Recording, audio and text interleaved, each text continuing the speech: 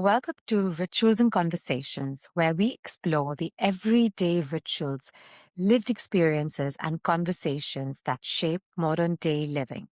Today, I'm joined by Karina, of the founder of Kinect, a platform created as a hub for families in Switzerland with young children, giving a sense of community for parents navigating early childhood. In this episode, we talk about why Kinect was born, the real gaps Karina experienced as a young mother herself living in Switzerland, and what are the rituals that Karina does regularly to navigate not only motherhood, but being an entrepreneur as well. Welcome, Karina. You come with an extremely diverse educational and professional background. How do these different disciplines inform the way you approach supporting families through Connect? Was there a particular moment when you realized these skills could converge into something meaningful? Hi, Mina. Thank you for inviting me, first of all. It's a pleasure to be here and talk a little bit about Kinect and the story behind it.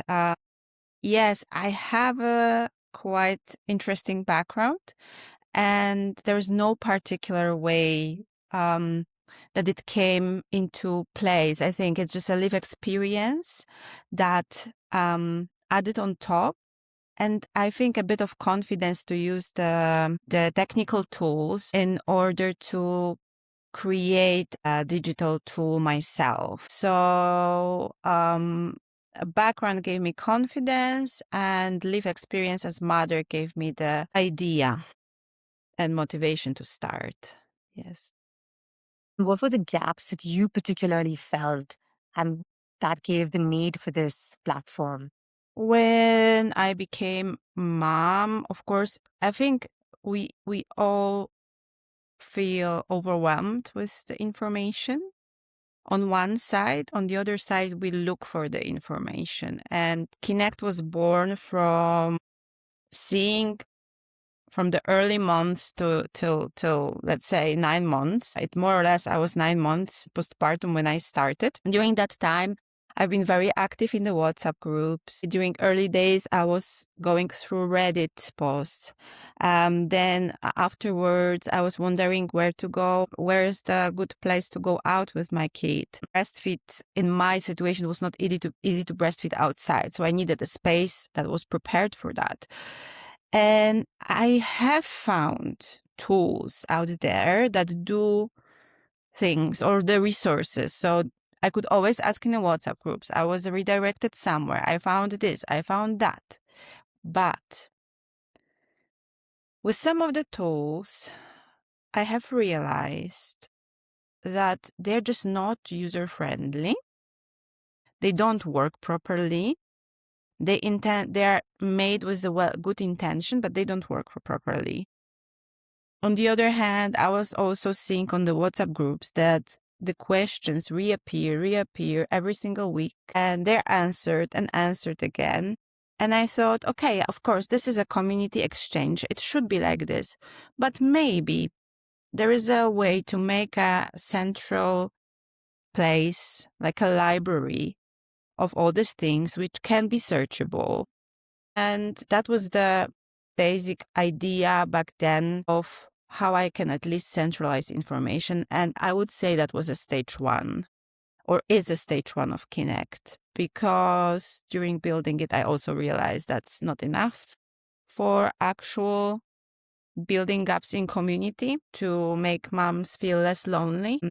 There's a lot that have learned already during the building, and the vision is changing. The vision is expanding into something else slowly. Yeah.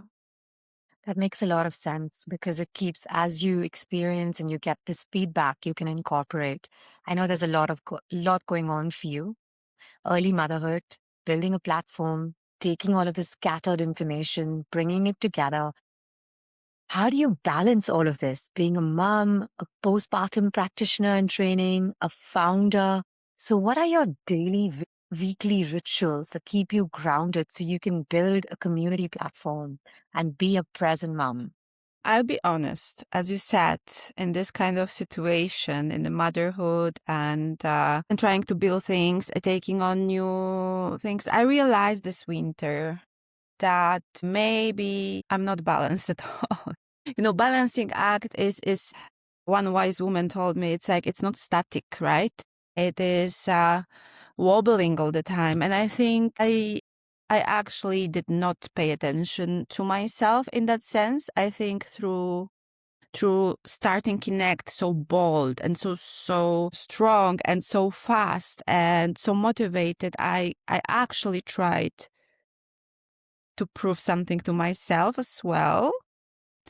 And I forgot myself in the process. So I actually intentionally started to look for ways that I can slow down and find these moments and not to be productive all the time. And I think that's a very important message for me in general, that it is all a road, a path of mom to go through these different places in their character, in how they are, to find this new identity. And I think this is all embedded. The Kinect is embedded in my path of identity building, rediscovering myself, trying things, experimenting. And as much as I want Kinect to help others, it is very much connected to my path. But I was thinking about it. Is there something that was grounding me the whole motherhood journey? And there is something special that I wouldn't even think about it. But since my daughter is born, every night I put her to bed, and every night I have a routine. A routine is a ritual, right? And it's not it's not a book, pajama sleep thing. Actually, our routine is very magical. And I think it gives me this sense of gratefulness every day. I have a light, like a galaxy light, which was present and the birth of my daughter. I have a special song, the same song every night. It's a mantra song. And I sing it to her, and it had changed since she was a little. She would fall asleep already during that. Right now, she's fighting it a little bit, or we have to, I tried to kind of put her away to dance already with me, but it's not possible. She starts to play with toys, but it's changing, but it's every day the same. And I think it grounds me a lot. It connects me with her. It really makes me grateful for every single day. So that's the main thing that keeps me grounded. On the other hand, when I find the time for myself, it's usually a bath, which I think, whether it's with Epsom salt, whether it's with light, without light, with candle, no candle, depending on the time available, water and the bath was always my thing before and now. And this is something where I truly just kind of have for myself. So yes, it's not a lot of this moment, and I think I'm not the only one, but I'm trying to really right now refocus the energy and fuel myself a little bit more in order to be able to continue this path. Yeah. You shared so many valuable lessons that you discovered on this journey, which is so humbling for all of us as women when we become mothers. Just accepting that we're not our old self and that the hustle that we could do earlier needs to be more feminine and more gentle, and just being gentle with ourselves.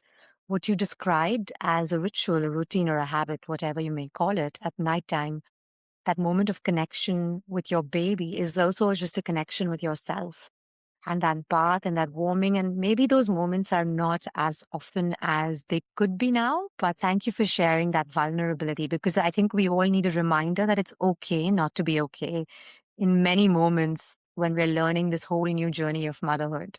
And you're doing two things at one time, not only navigating this, but also building a platform which is based on feedback, which goes into my very next question. Since you're building this community driven platform that is growing with inputs from families, what has surprised you most about inviting others into your vision? I know you've mentioned that it's very flexible, and that's, I think, your first feedback. How are you navigating balancing between what your personal story is while creating a space for diverse voices? It's very difficult actually to, the research process and feedback process is quite time-taking process because you need to meet, you need to talk, you need to analyze. And I've done a big round of that before I started building. And to be honest, then I got embedded into building, into the event I've organized to kind of kick this all in real life as well. And since then, it's a little bit challenging. It's been a little bit challenging to find a moment or structure instead of building on top what I already have to actually sit and regain another round of feedback, right? So I've been having some internal ways that feedback can be gathered through the platform, but for now, this is not really working. I think about getting another round of surveys, questionnaire about that.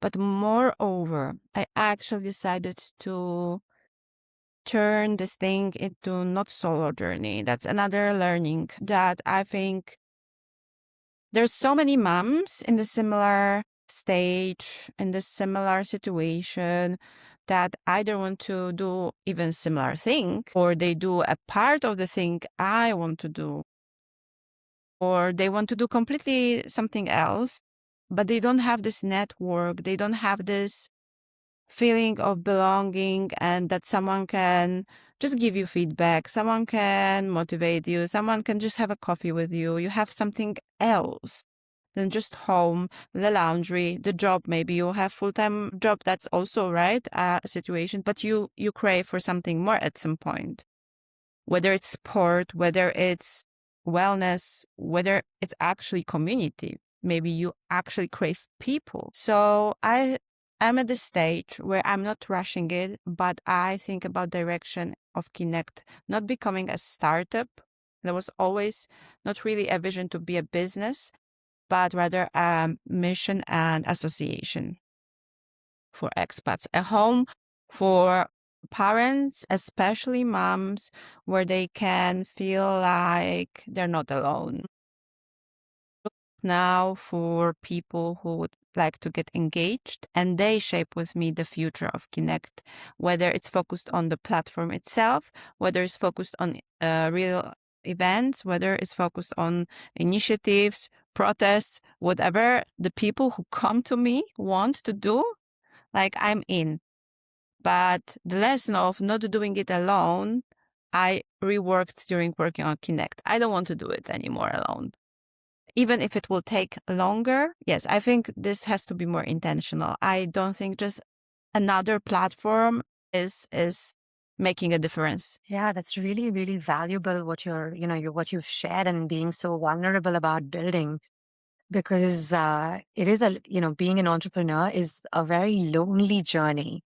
It's not glamorous, but when you build it in community and with feedback and with input, it can be so much more meaningful. And you get people involved in this whole platform. And especially what you're creating is for families, for moms to come in. They could have a full-time job, but they could also want, like you said, be more purpose-driven, more, giving back driven, which is really an amazing mission to have. You've shared this in a way, but is there something that you wish was happening more openly, not just in Switzerland, but more globally? And I'm talking about early parenthood. And Yeah. what is it that you hope to achieve through your platform and normalize about this so that families, especially young families, can feel supported? Yes, I think will be how platform will be shaped, this I said will be decided with other people. But I think through my all activity with the platform and postpartum work that I am getting into more closely, there are a few things. I think people and parents do not realize, and I was there, how important it is to actually get ready, how important it is to educate yourself. But you cannot fully prepare yourself for it, but you can make it a little bit easier on yourself. And one of the topics that I think is not spoken enough in Switzerland, in the world, is mattresses. So we touched on it already. is this identity shift when you become a mom, and it affects the whole system because it affects also the partner. And when the partner is not aware what is happening, when the mother is not aware what is happening, we often mislabel this as either being hormonal or just, being postpartum. That's normal. And we dismiss the real feelings, the real transition that the woman is going through. And that's one of the biggest changes in identities that there is. Another one is when you become the adult, right? That's when the hormonal, but that one is really spaced in time. The matrescence happens very quickly, comparingly. The hormonal changes there are, but it's not only that. It's everything. It's who you are, and it's becoming someone new, and not less, not more, not only the mother. It's also very often perceived that now you're just a mother, like you're just talking about your kid. We really forget to go deeper, to give grace to ourselves, right? The moms, to be more compassionate with ourselves, and often end up to be mislabeled as, oh, maybe she has postnatal depression, postnatal anxiety, where what they go through, it's normal, but it has to be approached with more care and attention and compassion. And the systems that we live in do not regard this at all, and I don't know how, I don't know when. I hope this will change because we are the backbone of society. Our care of children creates the future of the world. I mean, it's just like, if you think about in the small or big way, I mean, it has huge effect. So I think this is the most important point for me, although there is way more there. There are so many gaps, but this is like the one that I'm really now into, and it's my mission to kind of get it out and get the mother visible more in the world. That's very, very important what you've shared, actually, what you've touched upon, like you said, because this is a very long conversation. This whole labeling of just a mom, it's quite a trigger, right? Because it's such a massive responsibility that just comes onto you. There is no manual that is given. And it's also no one size fits all. Because you can be a mom, you can also choose to have a full-time career, or you can, be at home and raise really responsible citizens of the world, which is a huge responsibility. I know you've touched on all of this. And whatever one's path they may choose to, because you become a completely new person after motherhood, it changes you in ways you never imagined. So I think that postnatal depression or the postpartum, we really need to have grace for that period, because body has already gone through so much. There is a complete change. The body is never going to be the same what it was pre-pregnancy and post-pregnancy. Acceptance of just not the physical appearance, but even mental. I just want to summarize it, because these are such important conversations. Your platform hopefully addresses partner support, because they need to be educated as well, that your wife is not going to be that woman that you married with those romantic dates and all of that love that came in the beginning. She's now a mother who she does not know what this is. You need to support her. She does not need a second or a third child to take care of during this time, because she's not going to have that bandwidth. You need to be there. So having that kind of education would be great and valuable even for them. And even for moms, to tell them that it's okay. If you were an ambitious corporate driven person, it's okay to take that time now, because eventually it's going to catch up. It's going to catch up, because now I'm in perimenopause. Perimenopause is coming. It's coming. No one is escaping that. So if you've rushed that postpartum, it's going to it's going to show up in perimenopause or even menopause. So be gentle with yourself during this time. So thank you so much, Karina, because what you're building is so valuable. I know you're in the young motherhood stage where you're bringing all of this information, but trust me, as you become a mother of a toddler and then much older, you will see there is so much that you need to do because you're building something so beautiful. And I wish you so much success. And I can't wait to see how this grows with you. And thank you for being on Rituals and Conversations, because it is through these conversations that others can learn and hear and get the help that they need. And I'll also share how they can be part of your platform. Thank you once again. Thank you so much.